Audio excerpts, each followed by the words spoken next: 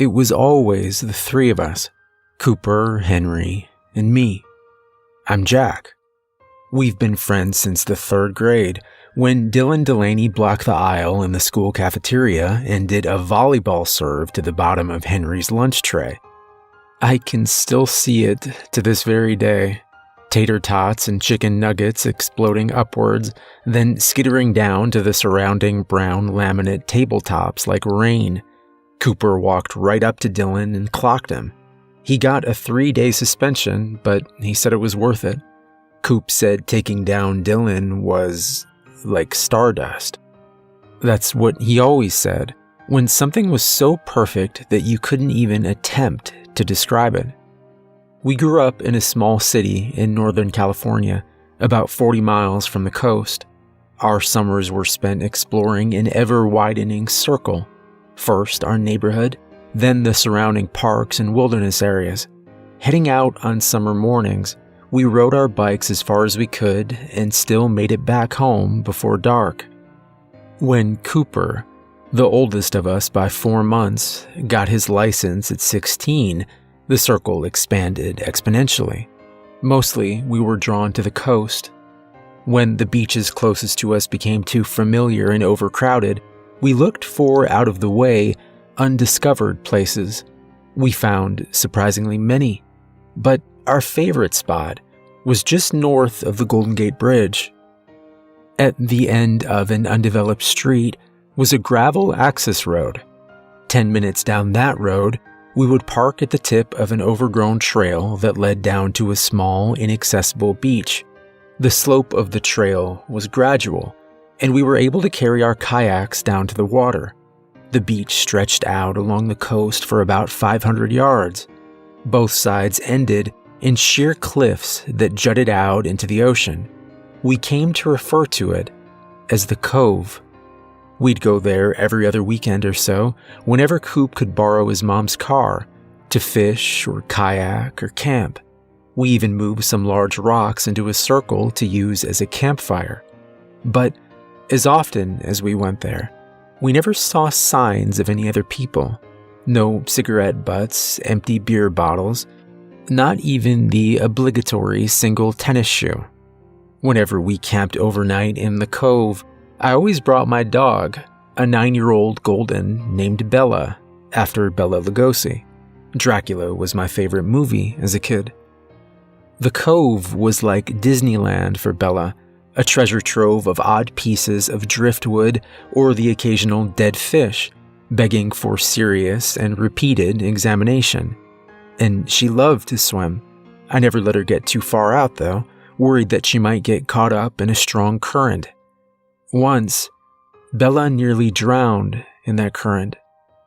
We had run out of ice, and I was elected to hike up to the car and make a quick run to the closest convenience store. I tried to get Bella to come, but Cooper was throwing sticks into the water for her to fetch, so I left without her. Apparently, after a particularly long throw, Bella had almost reached the stick when it started slowly drifting out farther from shore. Coop hadn't initially noticed this and was talking to Henry when they saw that Bella was too far out. They tried calling to her, but she couldn't hear them. When she finally did turn and try to swim back, the current kept taking her farther out to sea. Seeing that Bella wasn't going to make it, Cooper grabbed one of his kayaks and launched it out after her. He said that it took him a good 10 minutes to get to her. Then he pulled her up onto the front of the kayak, balancing her there with her back legs trailing off into the water. She almost slid off 2 more times, but after 20 minutes of hard paddling against the current, they, both of them exhausted, made it back to the beach. Since then, we've been careful to keep Bella close to the shore. The last weekend in May was the last time the three of us ever camped out in the Cove. It was supposed to be beautiful spring weather, in the 70s with no chance of rain. Henry and I loaded our sleeping bags and other necessities into Cooper's Jeep. Bella jumped in, and we headed out. We spent the day swimming and fishing, and as the sun began to create longer and longer shadows, we gathered up a huge pile of kindling and ate our dinner sitting around the fire. Afterwards, we watched as a fog rolled in, long gray-white tendrils, slowly blotting out all but the immediate landscape. It cut us off so completely from the rest of the world that it seemed we occupied an alien land. It was perfect for spooking each other with campfire stories, and we stayed up for most of the night, settling down into our sleeping bags that were scattered around the fire. Bella, who once she found out dinner was over usually curled up and went right to sleep, tonight sat rigid, staring out at the fog, occasionally issuing a low whine. 2 weeks later, I was studying for my final exams when I got a text from Cooper. His parents were in the middle of a huge fight with his older brother, and it was driving him crazy. He asked if I wanted to camp out for the next few days at the Cove. I told him I had finals Monday and Tuesday, so I really had to study this weekend. And Henry, who had already taken his last test, was visiting his sister in San Jose. I said Cooper was welcome to spend the weekend at my house, but he said that watching me study was not all that interesting, so we made plans to go the following weekend. And I thought no more about it until 2 days later. I got a call late Sunday night. It was Cooper's mom asking if I'd seen him. Cooper's Jeep was found parked at the Cove. His sleeping bag and his backpack were on the beach. There was no sign of him.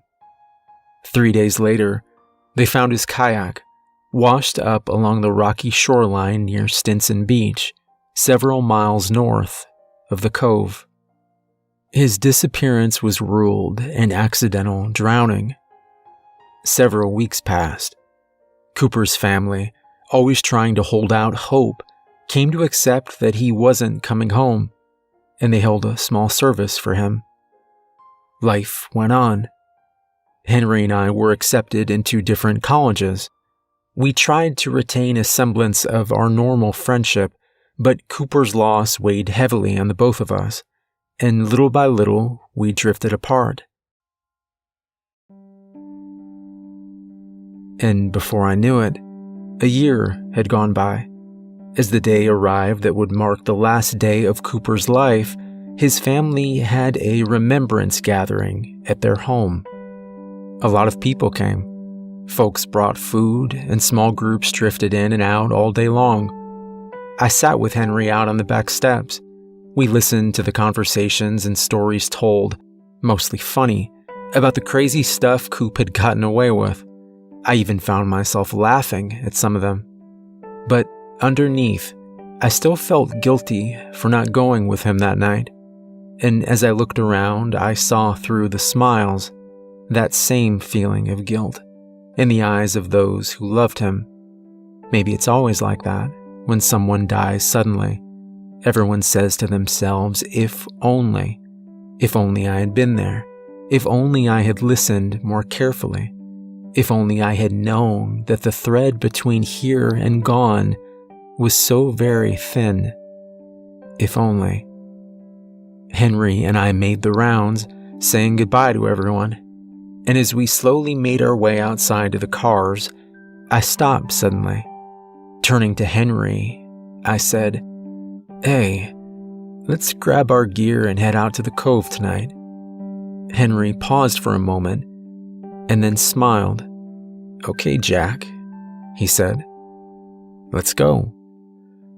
Tying the kayaks to the roof of my car, I smiled as Bella jumped into the open front seat, barking happily. "Don't worry," I said. "We're not going to leave without you." 45 minutes later, we were on the beach. With the sky already beginning to darken, we gathered up a large pile of driftwood and got the fire started. We ate dinner together looking out at the water, and we talked about Cooper. How strange it still was without him. Then, just like the last time the three of us were here, a thin layer of fog rolled in from the south. We sat in silence, watching, each immersed in their own thoughts. After a few minutes, the silence was broken with a low growl from Bella. She was standing at attention, staring out at the fog, her ears pricked forward, listening. I was trying to follow her gaze when Henry said, "What is that?" "Where?" I asked, looking out. "There," Henry pointed. "That light above the water." After a long pause, he added, almost to himself, "It has to be a ship." Squinting my eyes now to better focus, I said, "No, it's a lighthouse." "It can't be," he said. "There is no lighthouse there." But I could tell by the quiet way he spoke that Henry saw it too. The lighthouse looked to be less than a mile out. It was tall and very thin, and from here I could almost imagine that I saw a row of darkened windows rising up along the front. A dim, flickering light could be seen at the very top. We stood there silently with Bella between us until I said, "Let's go check it out." "The water's as smooth as glass." As I was speaking, I realized that I was going no matter how rough the water was, and I was going even if Henry wouldn't go with me. I had to go. I couldn't tell you why, but I had to. Henry looked over at me and nodded.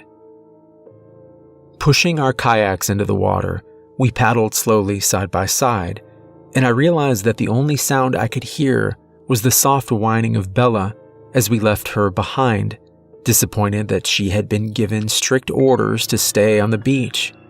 The ocean was absolutely silent. Maybe it was the fog, but I didn't think so. Our paddles cut silently into the perfectly still surface of the ocean. Making our way closer, we could now see the lighthouse in greater detail. The tower was extremely high. I counted 8 windows rising up one after another. They were set in blackened stone blocks that looked almost as if they had been burned. Ordinarily, lighthouses are picturesque tourist attractions, but there was something very wrong somehow about this one.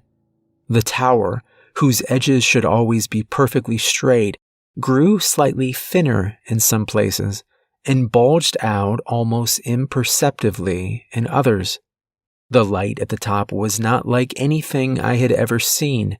It was a coal fire in some kind of iron grate. I could see flames at the top and the glow of coals beneath. Henry and I looked at each other. "Let's go back," he said in a whisper.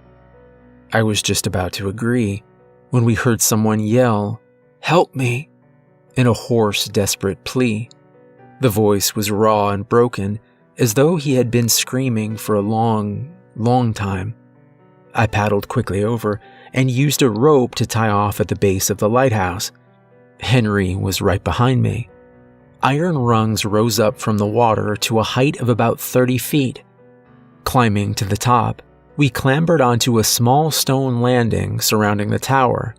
There were remnants of an old rope railing, but all that remained were iron posts set into the stone, some of them badly canted. I moved to the edge and looked down. It was a very long way down, making sure that our kayaks were still tied securely. Turning back to the tower, we saw that a heavy oak door, set back into a stone entryway, was directly in front of us. Symbols were carved into the blackened wood. They looked almost Aramaic, but to me were unrecognizable. Cautiously, we stepped inside. The main floor was small, maybe 12 feet across, and it was empty. The floors, walls, and circular steps leading upward were all made of stone. It was dark inside, but we were able to see well enough from a gray light coming in from the windows. Maybe it was the moonlight reflecting on wispy tendrils of fog. We listened for a moment, but it was eerily silent. Motioning to Henry, we quietly moved to the stairs and headed up. The second floor was empty as well, identical, but a little smaller, maybe 10 feet across. And when we reached the third door, it was smaller still. Henry, who had always suffered from claustrophobia, began to have some trouble breathing. I asked if he wanted to go back down, but he shook his head. "No, I'm okay, Jack." While I waited for him to calm his breathing, a low sound echoed off the stone walls of the tower. We froze in place. It was the rasping sound of metal against metal. And it came from below. Heart pounding, I took out my pocket knife, then motioned for Henry to follow, and we silently made our way back down the stairs. The second floor was still empty, but before continuing down, I stopped on the top step and, leaning over, tried to view the main floor as thoroughly as possible. I could see everywhere but directly under the stairs. We kept going. Moving from the steps onto the main landing, I aimed my knife toward the darkened space under the stairs. A quick search showed us a doorway that we had previously missed entirely. Through the doorway, we could see stone steps leading down into blackness. I had a tiny pen light on my keychain. Holding it out in front of me, I could see for maybe 2 steps down, but it was better than nothing. We moved cautiously down, a few steps at a time. The only sound was the lapping of water against stone. The bottom step was half covered by salt water. There were no windows here, so we let our eyes adjust to the darkness. Directly opposite the stairs was a large opening in the stone that connected to a small enclosed chamber, maybe 8 feet across. I could see no floor below, only large stone blocks that led down into the sea. The rushing sound of the ocean tide was much louder here. Henry and I stood in the opening, looking down into the swirling black water, when a loud metallic clanking came from directly behind us. Spinning around, heart pounding, pocket knife held out in front of me, I aimed my pen light at the sound. As scared as we were, I think it took both of us almost a full minute to comprehend what we were seeing.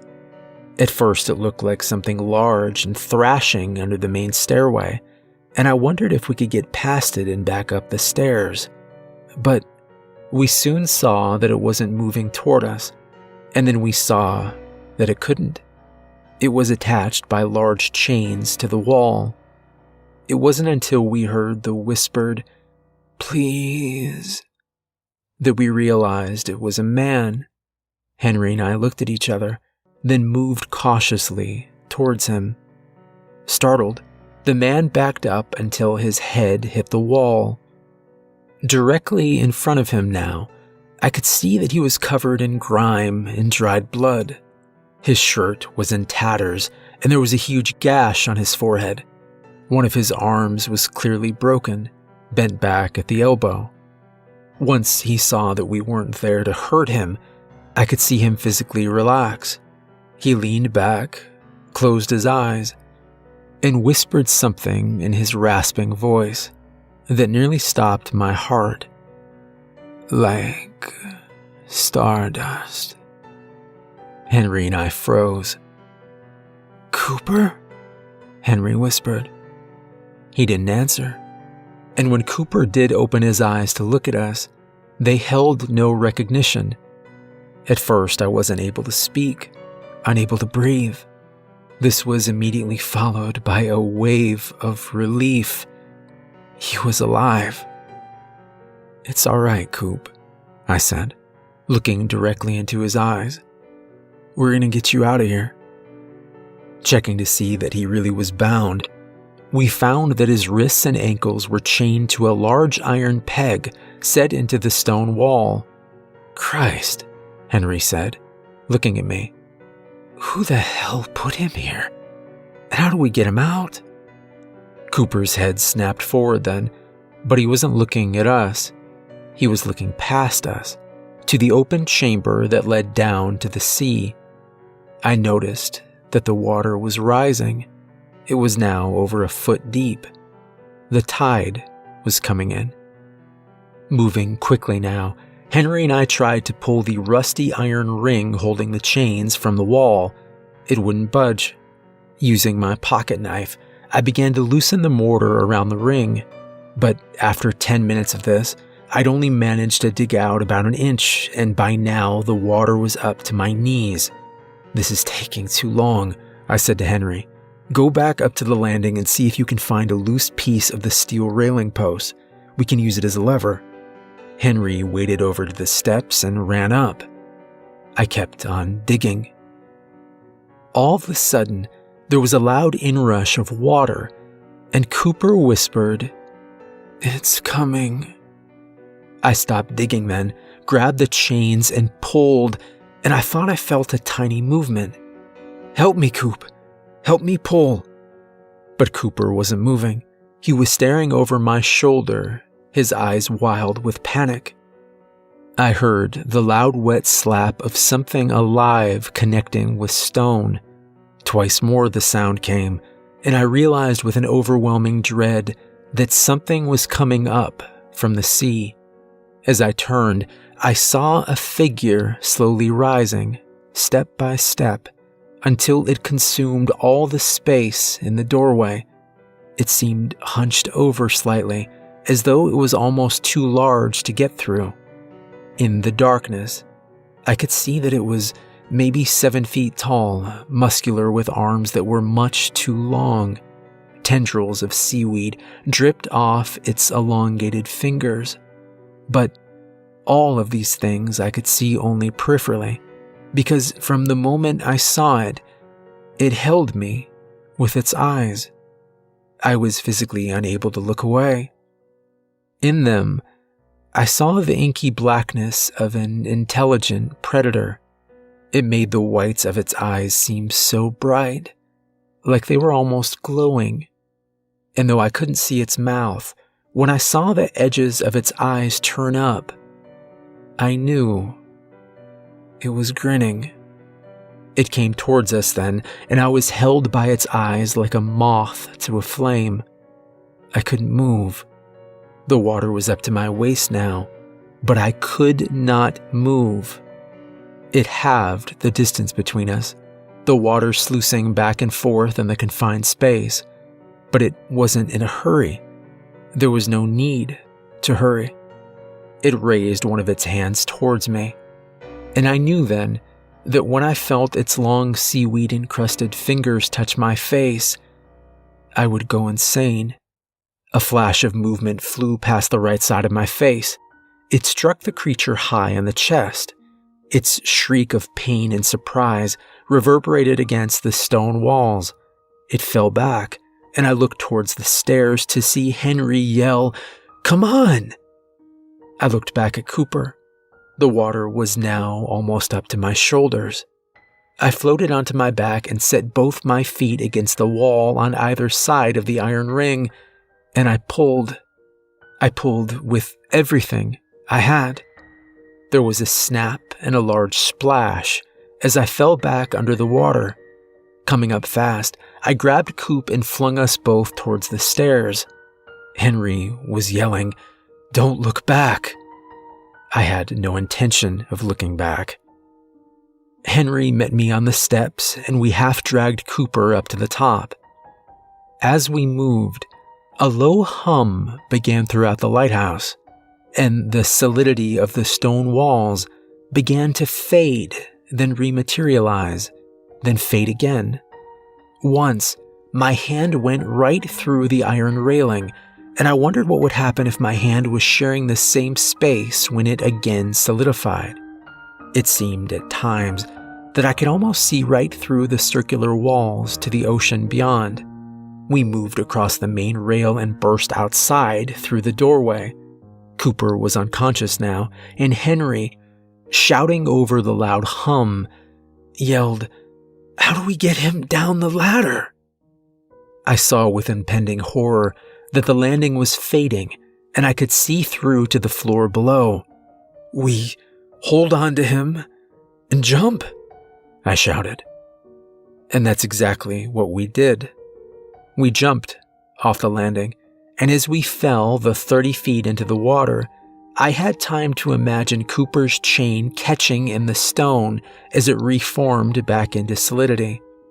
I could see him swing slowly back and strike the stone exterior of the lighthouse, hanging there until something unimaginable appeared in the doorway and pulled him back up like a fish caught on a line. Then we hit the water and went back down into darkness, but we held on. The chains were heavy in the water, but Henry kept his head up as I swam over to retrieve the kayaks.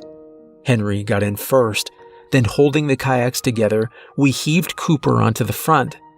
I got in last, and I can tell you, I wanted nothing better than to get the hell out of the water. We paddled hard for shore, keeping together as best we could. My imagination ran wild then. I could almost see that thing, trailing behind us far below but moving fast. I could see it looking up from the deep to see the outline of the kayaks and Cooper's feet trailing over the side. We were paddling so hard that I was surprised to hear the sand pull against the bottom of the kayaks. Nearly to shore now, we jumped into shallow water and pulled Cooper well up onto the beach. Bella, wagging vigorously, was almost as happy to see us as we were to see her.